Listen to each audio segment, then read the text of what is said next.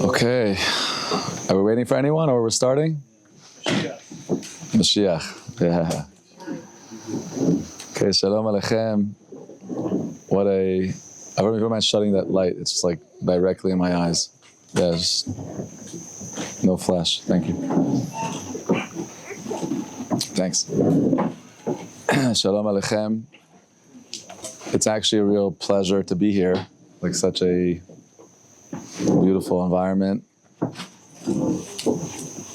The Gemara, teaches that something called Putchin B'Kvod Achsanya. You always bless the guest first, and really I want to bless the hosts over here, House of More, this special space that's coming from a genuine place of bringing Am Yisrael to the more, to that higher place that we are all on a journey to. And may this space continue to be blessed and to really facilitate the change and the growth and the journey that Am Yisrael is going through in a positive way. So I love the peacocks. Like, wow.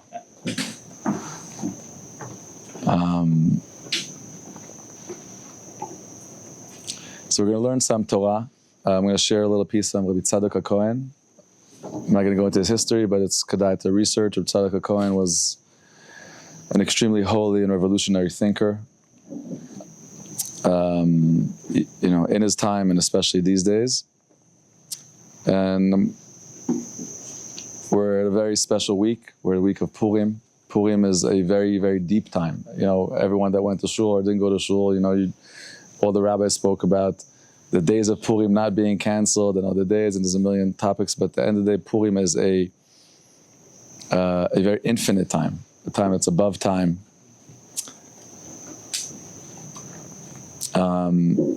The day of Purim could also be very abused and misused, like many holy concepts and many holy things. It's one of these quick days that come in and the party adrenaline comes in and you just want to party, but really there's something super deep about this day. So I'm excited to connect to depth, not necessarily Purim depth, and I hope that B'ezrat Hashem tonight we do get to touch on some Purim Torah and Purim depth, but it's about getting deep and getting real. And B'ezrat Hashem that will uplift our week and our Purim and our life. So we're going to jump in a little bit. Obviously, we have Am Yisrael has a time for Teshuvah. Aseret Emet Teshuvah, the 10 days between Rosh Hashanah and Yom Kippurim are called the days of Teshuvah. But really, Teshuvah is timeless. It's called Lemala Min Hazman. It's above time, and Teshuvah is whenever you decide to do Teshuvah. Right? If a person is about Teshuvah, when did it happen? At one magical moment, when suddenly things make sense. Rabbi Nachman of Breslev said that one of his main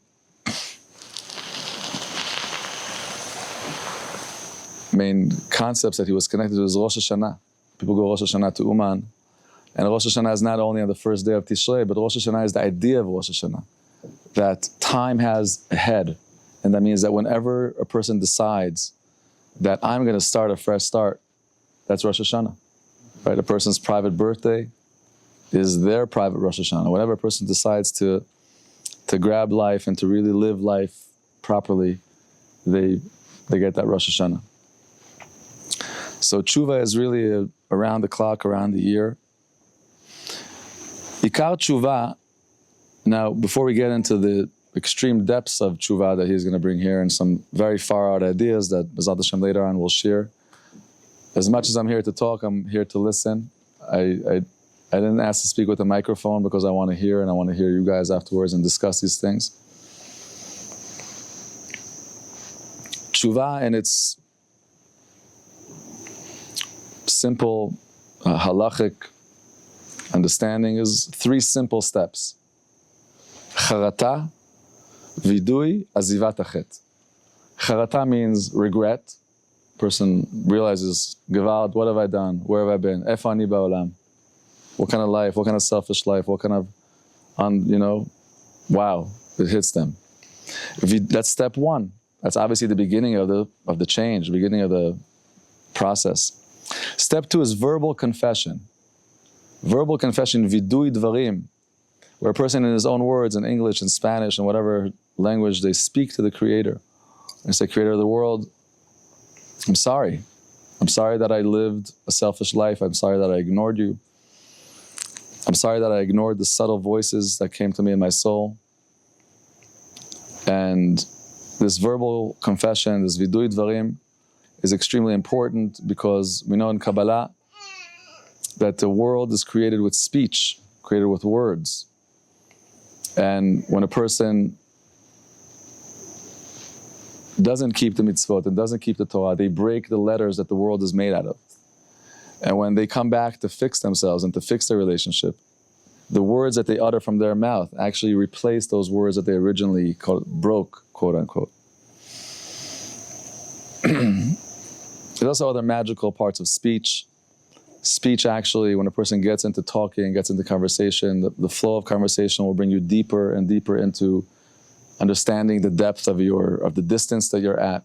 And really, you can just have a thought, but then when you talk about it, that talk will inspire more thinking and more thinking. So, vidui dvarim is not just ashamnu, bagadnu, going through the book. That's also extremely important, and it's a separate conversation. But this vidui dvarim is talking to the one, to the only one, the one that always listens, the one that always sees, the one that's waiting for us always with open arms, the one that gives us the playground of this world to make mistakes, and he's waiting for us to grow up. And we're serious, okay, here we are, we show up, we want to talk. We're not running away anymore.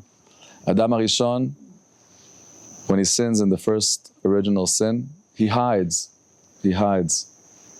He can't stare at the Creator. He can't look at him. He can't look at himself. And talking is saying, I'm taking responsibility. I'm taking ownership. I'm living up to who I am, to who I'm meant to be. Let's talk. I'm ready to talk. I'm not running away. And the third step is azivat hachet, is making fences to not go back to the same conditions, to the same places, because a person that sinned in a certain area is already prone to revisit these places. He already knows these dimensions, and distancing yourself from these places. And that is the simple level of teshuvah. And when a person does teshuvah, the Creator of the world forgives, because we're going to obviously get deeper into the mechanics over here. But ikar teshuvah. Now, Reb Tzadok HaKohen, okay, he's talking to you, okay, you learned Rambam and you learned the Gemara, okay, now let's go deep. What's ikar teshuvah? What's really going on? Hu ad sheya'ir Hashem einav sheyuzdanot kezchuyot. We know that teshuvah really has two levels.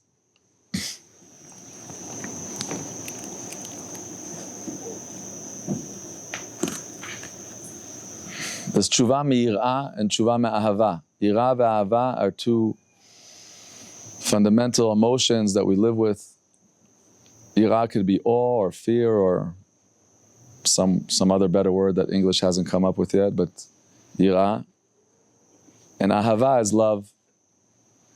And a person could have events in their life that shake them up, that show them, whoa, there's a Creator, whoa, there's a King. Wow, and that fear could really get them to kind of check out, what am I doing, how am I behaving? And this is teshuvah me'ahava. Teshuvah me'ahava means that a person is become aware that there's a loving Creator, and the Creator loves him, and that life is actually a story of love. And that all of his sins or mistakes or averot were him searching for love just in the wrong places. And when he really discovers the source of love, then he just absolutely flips and just starts falling in love with the source of life, with the plan of life. And at that point, these two teshuvot have two different effects. Teshuvah me'irah, when a person does teshuvah me'irah, it causes, it's called in the language of the Gemara, zdonot na'asim lo keshgagot. That even the intentional sins that he did, fully intentional, they're forgiven and considered as if they were just mistakes, like a shogeg.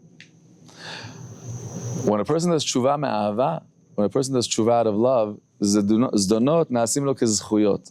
That means that his sins that he did are now considered to him as mitzvot. So the ikar tshuva, obviously, that's the highest level of tshuva. Yira'ah, the Holy Baal HaTanya speaks about this. The yira'ah is the level of kids, or the level of a not fully developed consciousness yet. Do what you do. You don't have to understand it so much. This is just the right thing to do. You can't really get a kid like all in love and idealistic and like, let's, shake the lulav because of what's happening right now in Olam HaAtzilut. The kid's like, he's not holding there. We just shake the lulav because that's what we do. But that's eventually when a person grows up, they're meant to shift into love and realize, why do I do these things? Why are these things relevant to me? Why are they relevant to my mission in life? So Yikar Tshuva, Ad Sheya'ir Hashem Einav, Kadosh Baruch Hu lights up your eyes. We see that there's a certain gift aspect that happens here, where there's a certain lighting of the eyes, a certain, not just seeing it, not reading it from a book, but really kind of like experiencing it, and really like, whoa, certain whoa moment, that like, whoa, your eyes just light up, like you just saw something that you didn't see before. Ratzah lomar, sheyakir v'yavin, a person should get to a recognition and understanding, shekol ma shechata, that all the sins that I've done, haya gam ken b'ratzon Hashem yitbarach, were also the will of the Creator. כמו שאמרו זיכרונם לברכה, 3 פסוקים. The Gemara and Brachot bring 3 different psukim to support this idea. One is by Eliyahu Hanavi in Har HaKarmel. One of the events in Tanakh is the time of Achav HaRasha and Izevel, is that at that time idol worship, the Baal, the Asherah, was extremely popular, and Izevel, the wicked queen, killed all the prophets, all the holy prophets, and was empowering the prophets of the Baal and the Asherah, the prophets of Avodah Zarah. And then Eliyahu Hanavi causes a drought in the land. And at one point, Achav, the wicked king, and Eliyahu Hanavi have a showdown in Har HaKarmel. And Achav comes with his entourage, with his 400 prophets of Baal and Asherah, and Eliyahu Hanavi comes alone. And they're going to have a showdown. We're gonna each one bring a sacrifice, and we're going to call our God, and the God that comes down is the real God, and the entire nation is there watching to see what's going on. And the first, he says, you guys are the many. Eliyahu Hanavi tells them, you guys go first. So they go first, and obviously nothing goes on. And they're screaming, and they're crying, and nothing goes on. And then Eliyahu Hanavi says, okay, now it's my turn. As the sun gets to the middle of the sky, Ba'alot HaMincha, he says, okay, now it's his chance. And Eliyahu Hanavi prepares the Mizbeach, and he brings his Korban, and then he davens to Hashem. And he says, HaKadosh Baruch Hu, King of the world, answer me and show the people that it's you that set their heart backwards. It's you that caused all this confusion. That means that the sins of Am Yisrael are not done as something that we're, an anti-God, chas v'shalom, or out of the plan or out of the story. Now, obviously, when we're dealing with this is a little dangerous, and I thought about this, speaking about this tonight here. We're not legitimizing chas v'shalom any behavior, and we're going to be dealing with a very high topic tonight, which is free will and God's knowledge. How do these two things coincide? The question of all questions.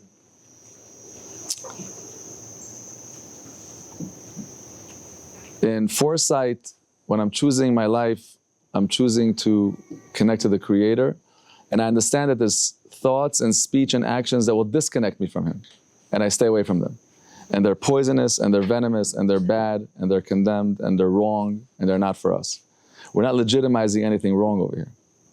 However, in hindsight, when a person has done something, looking back, there's no regrets.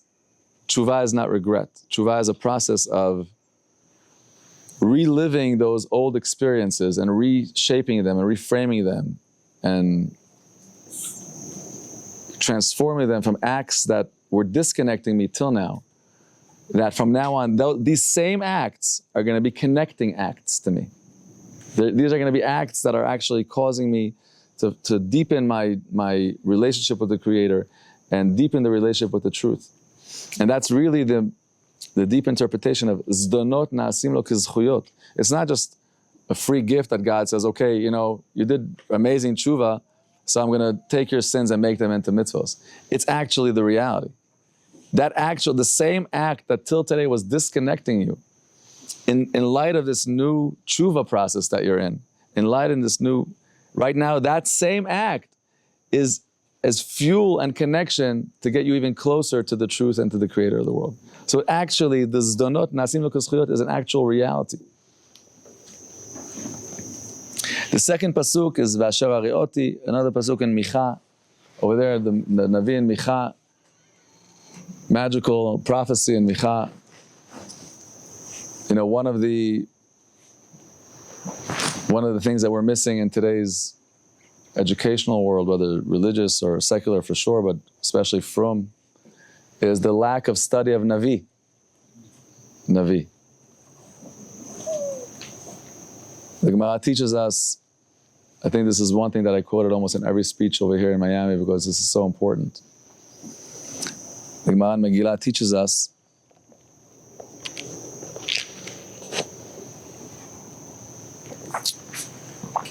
that prophecy was a lifestyle of Am Yisrael. There were millions and millions of male and female prophets, men, women, children, all ages. Why do we only have 24 books of prophecy? Why don't we have millions of books? Because the Creator didn't tell every prophet to write down his prophecy. He only told the creators, the prophets that were needed for the future. Nevuah shenitzracha ledorot. Only that was written down. That means that the prophecies that we have, Yechezkel and Yeshaya and Yoel and Micha, these are prophecies that the future generations need them. Who's the future generations? It's us. It's us. That means that the Creator knows that we're going into a 2,000-year exile. And the Zohar Kadosh writes, what gives Am Yisrael the power to survive this darkness? Am Yisrael has been through a horrific history that no other nation has ever been through. More blood, more tears than anyone. And the Zohar Kadosh teaches that when a Jew goes into Bet Knesset and he opens the Sefer Nevuah, he opens the Sefer Nevi'im, and he sees the promises and the good that the Creator is intending to give to His nation, that gives us the koach to go through the galut that we're in. So that Sefer Nevi'im, and I sometimes urge even people, some people have the name of a Navi, like Nachum, or Yoel, or Yechezkel. Imagine you have a name of a book written after you, and you never even opened it.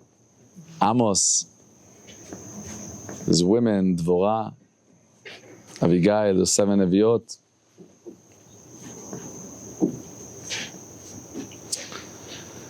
So this Micha, Kadosh Baruch Hu really brings on beautiful, beautiful, beautiful, unbelievable prophecies. If you want to see this later on at home, open to Micha, Perek Daled.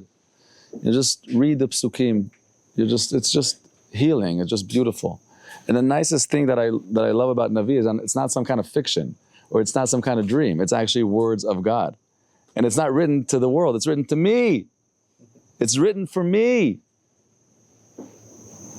You could kiss every letter written. It's like, imagine a letter that's written from your father to you. It may be exciting, it may be poetic. Imagine your father was Shakespeare. Wow.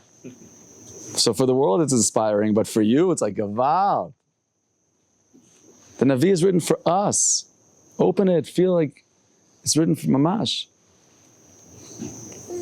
So either way, in these Nevi'im, there's a common theme where all the Nevi'im realize, Creator of the world, the evil that mankind has been through has been by your choice. You chose to give man that permission, that access, these abilities. Eliyahu Navi tells us, you turned man's heart backwards. It's you that did it.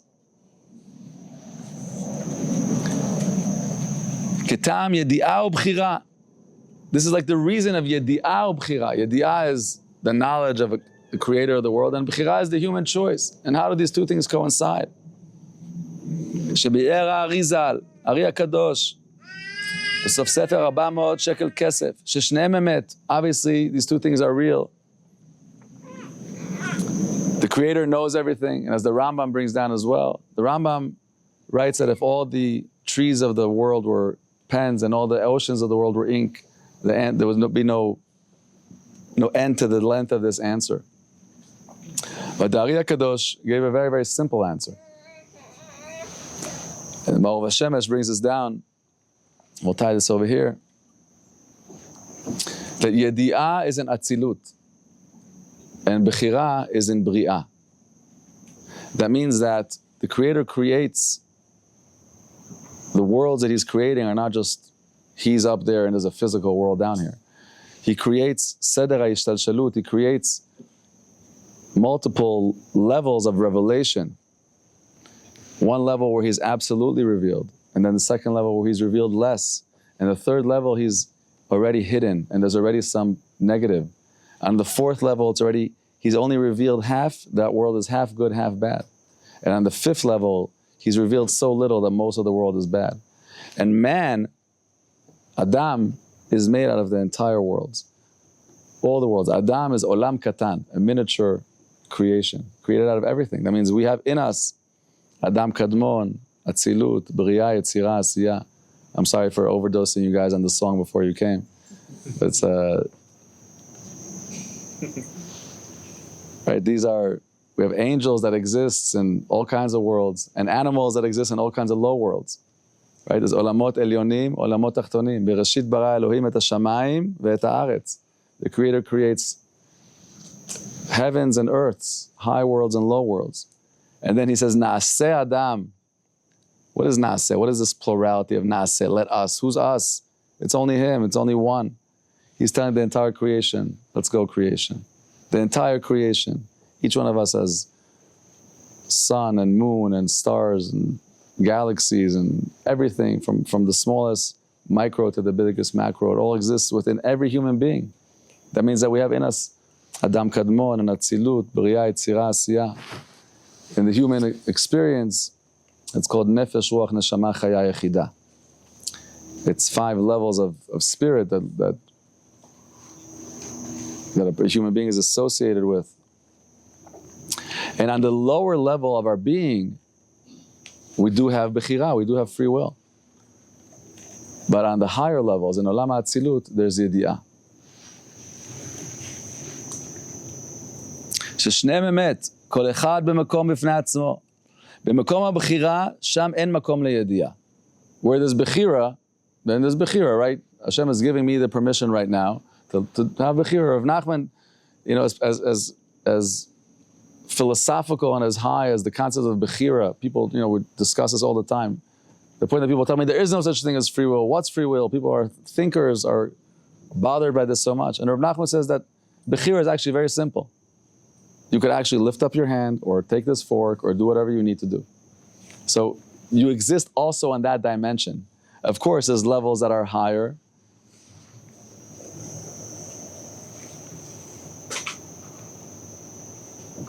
מקום הידיעה, שם באמת אין מקום לבחירה.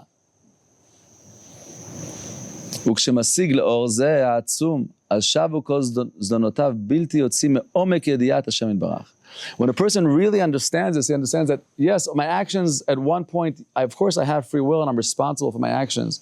We're not chas v'shalom. That's the Christian spin-off on things, is that man cannot atone for his sin. Man, in a certain sense, is excused from his responsibility because only someone else dies for your sins. Chas v'shalom. The basis of Teshuvah is assuming responsibility on your life. However, at the same time, understanding that although I have Bechira, it's all happening within the will of the Creator. והוא ודעתו ורצונו הכל אחד. ומאחר שהשם יתברך רצה כן, הרי הכל זכויות. Since the Creator wanted it, then it's זכות. וזוכה לכפרה גמורה, שביום הכיפורים, שזה סוד השעיר לעזאזל. And he's going to bring it out a very interesting example, and this actually ties into Purim also, that one of the outstanding korbanot that took place in the Beit HaMikdash was the Seir LaAzazel.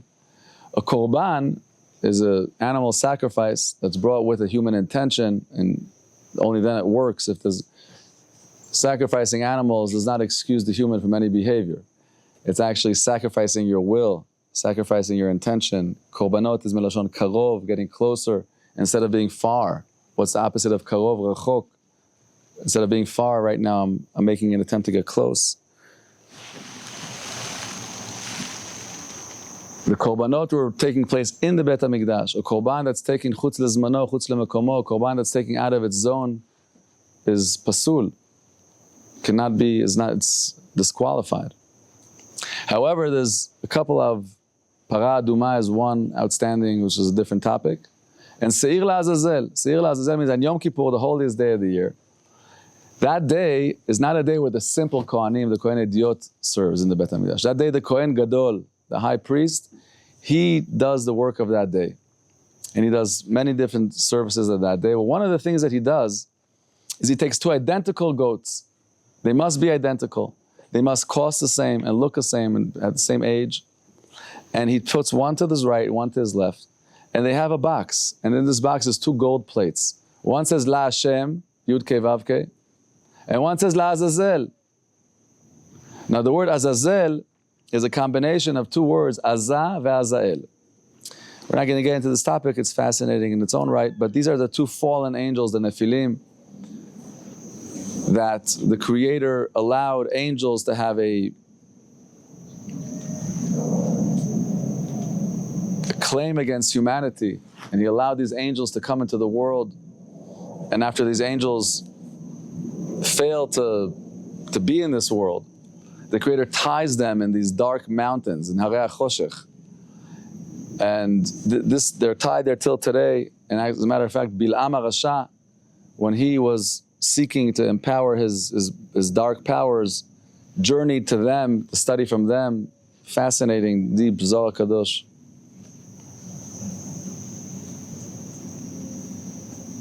And on Yom Kippur, we bring a korban, two identical goats, and we draw a lottery. Now, Goral is also a very interesting way of deciding, like flipping a coin. Why him? Why not him? Nobody knows. That means there's something above that does know. We don't know. And one goes to be the holiest korban of the entire year. His blood is not sprinkled on the outside altar like other normal korbanot. His blood is sprinkled on the Kodesh HaKodashim, in the inside of the insides. It's the only time the Kohen Gadol goes inside Kodesh HaKodashim, into the Kruvim, into the Aron where the Luchot HaBrit are, into the two Kruvim that symbolize Kuchabrichu, Shchinte, a face of a baby boy and a baby girl, Zeir Anpin Venukbe. He goes into this private, it's called Chadar HaMitot, the place of intimacy where heaven and earth meet. And over there he sprinkles the blood of this korban, and this obviously symbolizes the depth of the intensity of Yom Kippurim. And the other one is taken by a man 10 journeys far, far, far, far, far into that dark place of Azazel. And over there, they don't even slaughter this poor goat. They just push him down the mountain backwards, and he just tumbles down the mountain. And as he reaches half the mountain, he just breaks into bones. This is us, guys. This is Am Yisrael. We're davening Sheibana Beis HaMikdash. This is what we're asking for. Let's bring back these Gewalt, right? It's not some pagan, tribe and who knows where.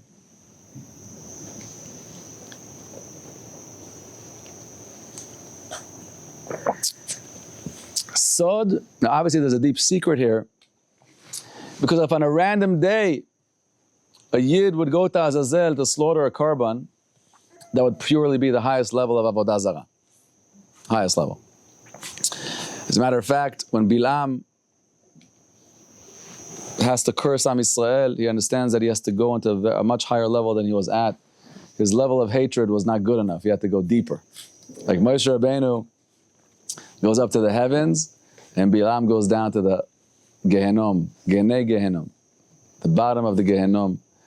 And over there, the Zohar Kadosh teaches about his journey, unbelievable, where he journeys beyond the Harei HaChoshech. And over there he meets some kind of mysterious animal, and he has to offer it some kind of sacrifice made out of a snake or a chicken, and then this animal, and then he has to tie his eyes up and close his eyes and follow this animal on these chains, because these angels, one of them has been blinded and one of them his eyes are open. Nofel v'gelu einayim. And Bilam follows him, and then he takes him follow down this chain into this darker and darker place. And at one point, all the snakes of the desert join him. And so you imagine this like entourage of darkness and ugliness and evil and venomous and who knows what, energy, combining to the source of these two angels that said, Ma enosh ki tizkerenu. These two angels are standing and saying, Creator of the world, man is going to fail you. Man is going to fail you. Don't create man. And he goes to study from them, where's that one evil that I could find in man? And when he opens his eyes, he gets traumatized when he sees them, and he right away offers them some kind of sacrifice that's made out of snake heads and all kinds of weird stuff. And he stays with them 50 days, as Zohar Kadosh says. 50 days studying ugly and hatred.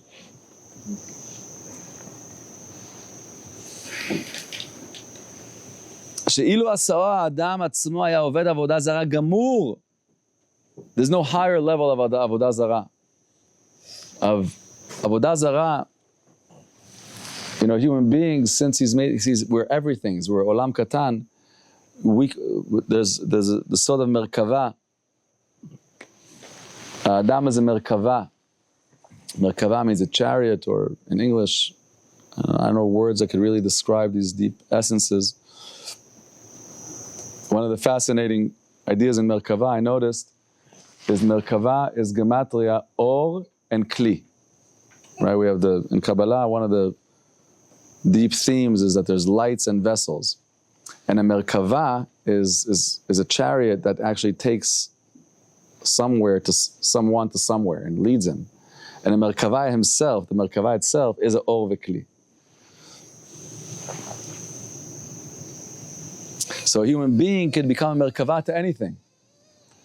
A human being could accept the spirit of this and the spirit of that into him, and these spirits are actually looking for facilitators. They're looking for human bodies because the evil was created without a body. That's what the Gemara teaches us, Mishnah teaches in Avot, Asarad Dvarim Nivru, Erev Shabbat Ben Hashmashot. There were things that were created, and HaKadosh Baruch Hu did not create bodies for them. What does that mean? That means he created them as possibilities. And the human choice allows those spirits to reside. All of us have levels of spirit that reside in us, based on our choices. When a person says, HaKadosh Baruch Hu, Creator of the world, Yud Kei Vav Kei, King of the world, I am bowing my head to you, I am accepting your way, Na'aseh v'nishma, then the Ruach HaKodesh resides in you. Chas v'shalom, we have the ability to accept any spirit and any darkness, anything. And a person that would go to them and subjugate himself to them, then they would trust to bring their information and their powers and their hatred into this person. They say, we're tied up in these dark mountains. We're unable to express our hatred. We're tied up in, it's called binah de klipa. We can't go into Zir Anpin. We can't go. But if a human being makes himself a merkava to these things, chas v'shalom, then they ride him, they ride on him, they ride through him. So a person that would go to Azazel, to send someone to Azazel, to bring a korban to these dark powers, that would be the highest level of avodah zarah. V'hu lo yeh. Can't be. Shu yesod kol ha-mitzvot, lo ta'aseh. We know that the first, we have the mitzvot, are 613 mitzvot. But only 611 were given by Moshe Rabbeinu. The first two Aseret HaDibrot were given by Hashem Yitbarach himself. Anochi Hashem Elokecha, lo yeh lecha Elohim acharim al panai. Those were given by Hashem. And those mitzvot are not two random mitzvot. Those are root mitzvot.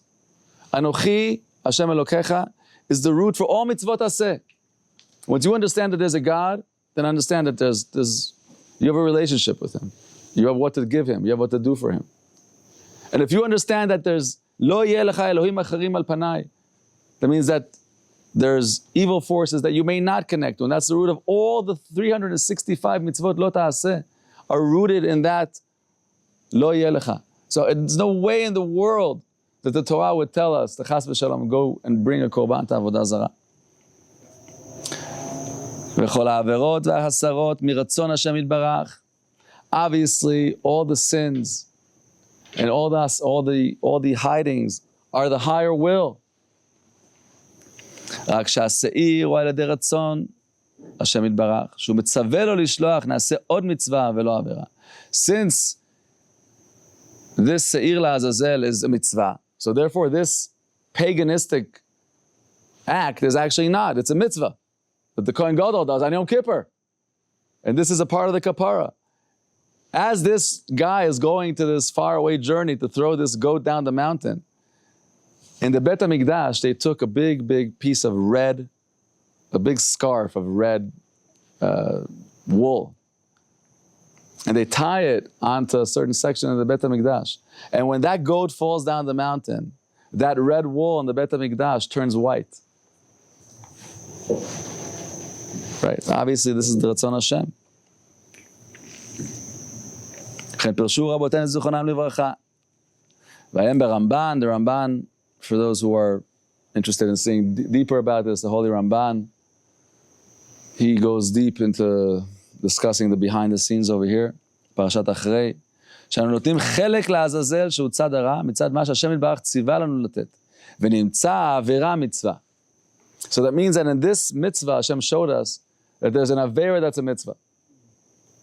And over here, this goes back to the original, that the main Teshuvah is that a person should realize that everything that happened in my life was all his intention. In hindsight, there's no regrets.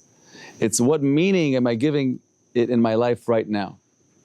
And if I choose to readjust my attitude and re-accept the Creator in the world, in my life, these same acts transform.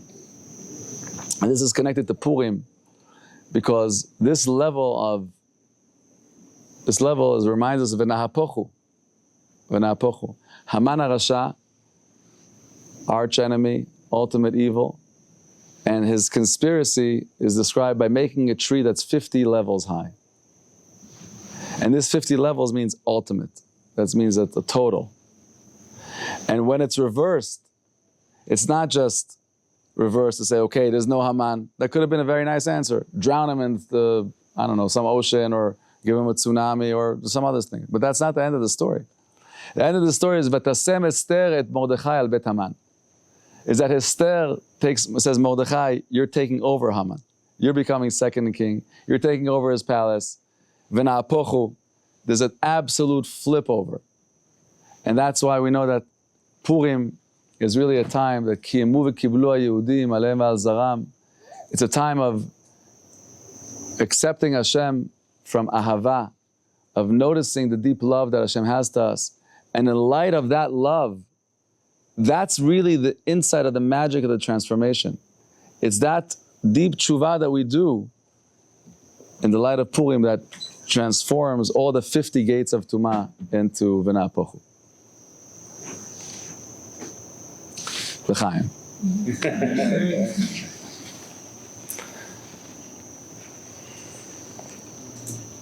So why do we sacrifice the goat? What's the point? Why do we? Yeah, how is it asked about? It's the same reason we sell the chametz to the guy on Pesach. Because how does selling the chametz to the guy work? What is it, like, come on, a loophole? You have a factory full of whiskey, you sell it to the guy, all right, come on, man. Because we're telling it that really all the chametz, all the Yetzer Hara, really belongs to the guy. And that's really telling us that really all that dark is really not essence inside of us. As a matter of fact, HaKadosh Baruch Hu puts us in that dark dimension.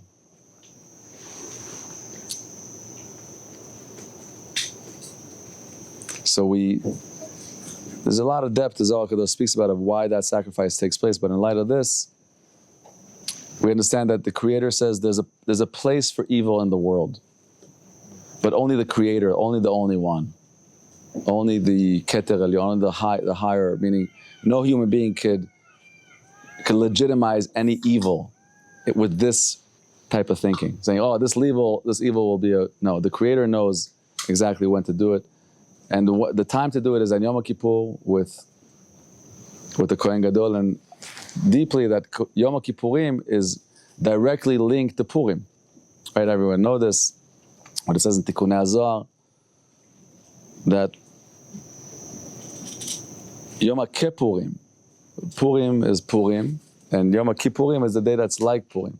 There's obviously deep connections between Purim and Yom Kippurim. Another deep connection that we see is that the only two times that we find, actually the name Purim should raise all your bells. And say, why are you naming this holiday Purim? What is Purim? Purim is Goralot, it's lotteries. Haman HaRasha was a wizard, was an astrologist, was Amalek, and he worked based on the stars, and they worked based on lottery. When Achashverosh told Haman, here's my ring, kill the Jews, you know what he said? I'm killing them today. Right now. But he said, wait, he works based on lottery. So he said, okay, throw the sheshbesh, right? You put all the heebie-jeebie, all the lucky stuff, and he threw the dice. And he said, no, today is not a good day. He says, mañana, throw the dice for tomorrow. Not tomorrow. Miyom leyom. He went by day, Yud Gimel, Yud Daled, Tet Vav, Tet Zayin, Yud Zayin, Yud Chet. Umichodesh lechodesh. The Goral kept on pushing him off. Don't think he would get the sign. The guy after 3 times would say, hey man, things are weird over here, it's not working out. His hatred was beyond rhyme, was beyond reason. He went through the entire year. And that's why we named the holiday Purim. Chanukah is named after the resting of Am Yisrael from the Hellenist conquest. That's a proper name. The Arizal brings deep names. Chanukah is Gematriot and Shemot and Inyanim. Don't ask. Endless. Chanukah is a whole Torah. Purim. How would you name Purim?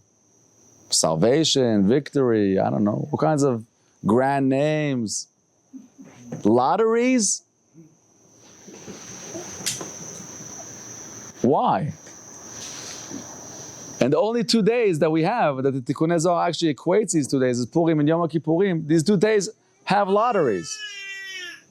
Yom Kippurim, the highest service of this day, the highest korban is not just brought by the korban saying, wait, let's take the fat one to the Kodesh HaKodeshim and let's throw the skinny one to him. No. Identical. Look alike, cost the same, everything the same. Why? The Holy Alter Rebbe, the Baal Tanya, Zchutot Hagen Aleinu V'al Kol Yisrael, Amen, teaches us that Goral, whenever we see Goral, it's lemala mitam v'dat. That means that there's something happening here that's way above the human understanding. When you're going into lottery, there's no, this guy is the same as this guy. If the fat one's better than the skinny one, it's not a lottery. Yaakov and Esav, the ultimate light and darkness, are twins from the same stomach. And one goes la Hashem and one goes la Azazel. And that's what David HaMelech says in Tehillim, Adonai menat chelki v'chosi, ata tomich gorali. Kadosh Baruch Hu, you're my goral. There's a deep level of goral, of the celebration of Purim is celebrating our relationship that's above any understanding. That's why we celebrate drunk. Because it's not about what you're doing or not doing. You could be drunk, pass out on the floor. I love you, my friend. It's above mind, it's above that. The Chidusharim writes that when a person drinks on Purim, Ad Lo Yada, he writes, Ad Lo Yada means Lavo Lemala Me'etz Hadat Tov V'Ra. Because Haman, when the Gemara discusses Haman says, Haman min Torah minayin. Everything that we see in the world is all rooted in the Torah, in the 5 Chamisha Torah. It's cryptic, everything, our names, each one of our names, each one of our journeys in life, and everything that we're going to do, and everything that mankind ever did or didn't do is in the Torah. And the Gemara claims this, okay, so if Haman was, where is it written in the Torah? And it goes back to Etz Hadat. Hamina Etz, when the Creator tells Adam HaRishon, after he sins, he says, You're embarrassed, you're running away from me? Did you eat from that tree? Did you eat from that tree? Hamina et asher tziviticha. And that's where Haman comes from. He's rooted deep, high, man, very high.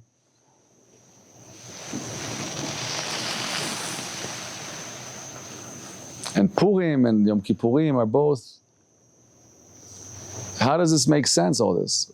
How does a person's sin become a mitzvah? Obviously, it's rooted in an above logic understanding, even though we could explain it. But it's an above logic love that exists. The celebration of Purim is we're celebrating our infinite, indestructible relationship with the Creator of the world and His relationship with us. And that's why the name of Purim is Purim. We're celebrating the lottery. Because the same lottery that put one goat here and one goat here, that same lottery, that same Hanagah, that's above any reason, that says that even if Am Yisrael is standing in Yam Suf, imagine we're standing in Yam Suf. Behind us is the entire Egyptian army's suicide mission to kill us. They're so angry. And we're there, fresh, not even received the Torah. The Midrashim said that we had with us Pesel Micha. They had idol worship with them. Am Yisrael crossed Kriyat Yam Suf with idols in their hand. We were so connected to Avodah Zarah. You know, when a Jew does something, we're hardcore. We're not like, as I said this often, the Midrash brings down that in Syria, ancient Syria, there's 365 cities. Obviously, sun worshippers divide their life to 365, parallel to the days of the solar year. And there were 365 gods. Gewaldig.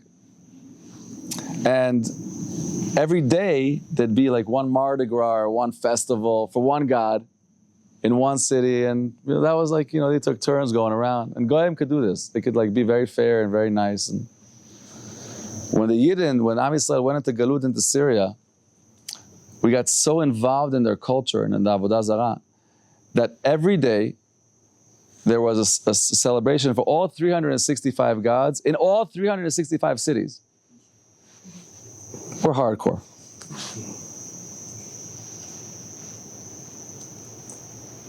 Please, Moshe.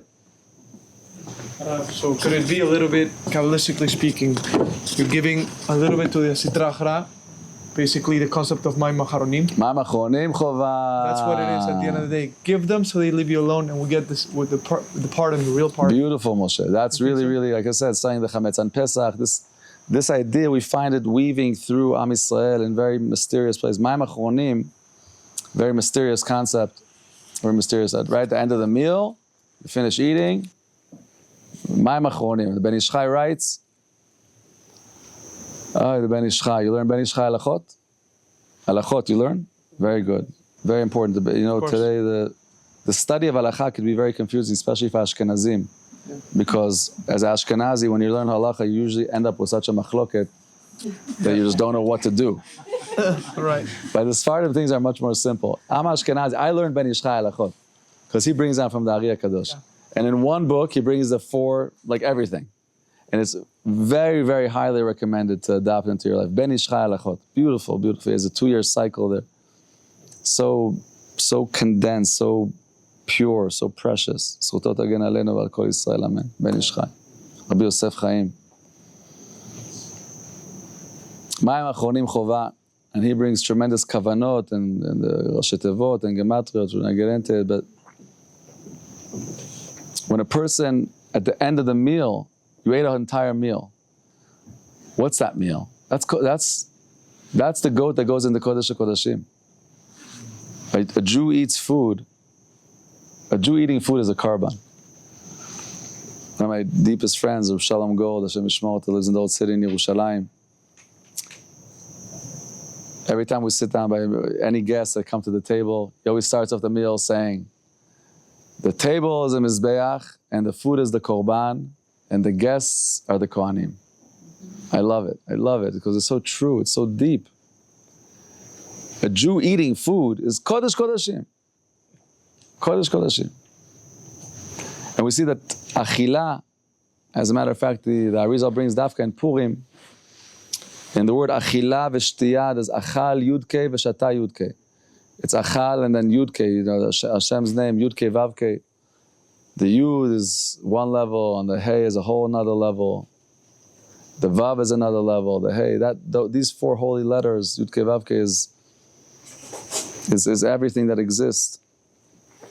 And when a Yehudi eats, don't think that you're serving Hashem in Bet Knesset when you're learning, when you're davening, and then you go home to eat, and you're doing this. No. Eating and drinking is Kodesh Kodeshim.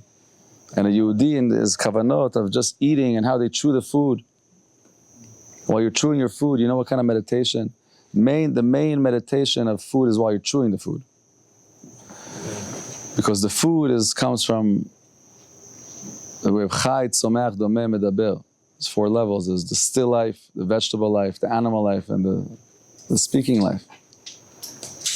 And the Creator uses these mediums, these platforms, for all kinds of very elevated processes of the souls that are embodied by vegetables and by fruits and by animals, and the secret of Gilgul, which is a whole separate discussion. And us being in everything, Olam Katan, we're also Domem, also Tzomech, also Chai, also Medaber. We serve as a ladder where the lower levels of existence could elevate through our human experience. When you eat a chicken, that chicken till today could not have learned Torah, could not have said Kaddish, could not have done Chesed, but that energy now became a human. And that human right now could go and act as in godly ways and choose life. And that energy that was there before stuck in chicken form now becomes elevated form. Obviously, if it's done with the right kavanot. And the time to have these intentions is while you're chewing the food. Because chewing the food, the 32 teeth that Hashem gave us, there's deep kavanot in this. These 32 teeth that break down the matter. Break down. Don't swallow your food, my friends. Don't swallow your food. Chew it till it's liquid. And while you're chewing it, think and meditate. And this is really, if a person is able to do this, this will affect the entire life. I don't want to speak about this now on camera, but this also affects the intimate dimension of man and woman. Is directly related to how a person eats. The words achila is also in Chazal used as lechem, as a man or woman has to do with this dimension. When a person has the ability, the control to not swallow the food and to chew it and to realize that while I'm chewing it, I'm not just eating. The Zohar Kadosh writes at this time of food, lechem is lashon milchama, is a time of war. Why is bread the same name as war? Because the time of food is the time of war. War between whom? Between my animal within and the godly within. Because I could just eat like an animal, man, just stuff that shawarma in, just people just vacuum it down. No thinking. Or you could realize, wait, there's something going on. There's a chain of life, there's thinking involved. Life needs me, and I need life. And there's many deep kavanot to have while a person is chewing the food. Try this at home. Try this when you're... Can I add one more thing? So when Shai says that, what's the hardest thing to overcome? It doesn't say arayot. He says food. Food, number one. And number two is just one thing that I saw that's amazing that ties within science. Now science is correlated completely with Torah. It says that you should chew your food over like around 30 times. One of the things I've learned that it's amazing, that the kavanah of chewing your food 26 times, one of the 32, apart from the 32 paths of wisdom that you can do with the 32 teeth, you chew 10 with the yud, 5 with the hey, 6 with the vav, and 5 with the hey, and then so you chew. Moshe, you're very holy. I'm just, it is really like, I would rather simplify it like in the language of the Ben Ish Chai. The Ben Ish Chai writes since you went that high, I could go a little medium. The Ish Chai writes that there's 3 basic kavanot in chewing the food. There's the kavanot of elevating the fallen sparks in everyone. If you don't know what I'm saying, then open some books and get to know.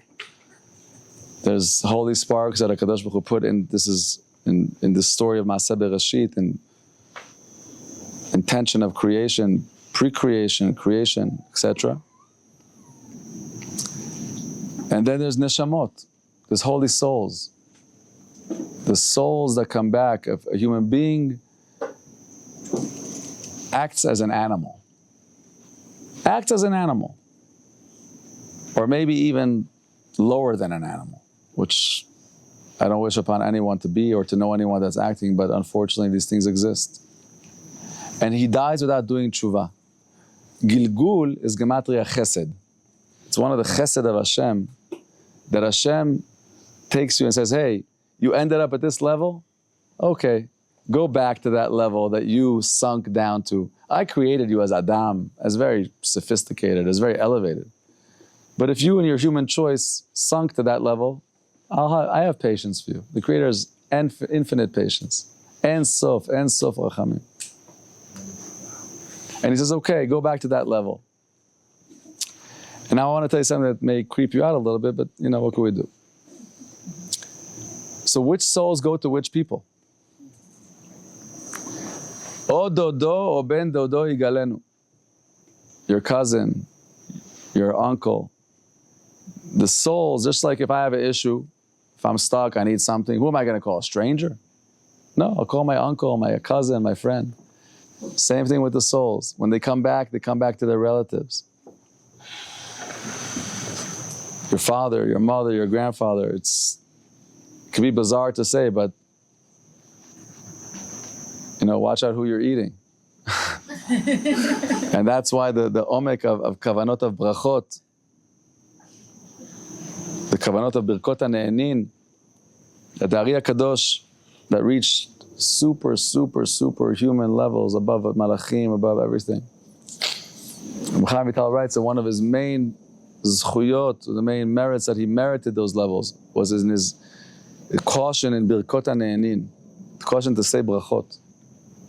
Because brachot are a magical takana, the chachamim, the wise ones, not the religious ones, the wise ones, the smart ones, the loving ones. They weren't religious, they were smart, they were intuitive, they were connected, they were loving. They loved life, they loved mankind. Because the Creator is like that, He loves mankind. The chachamim are just like the Creator. The Creator is not religious. He's a loving, religion is a part of life, rejoining, whatever, it's a separate discussion.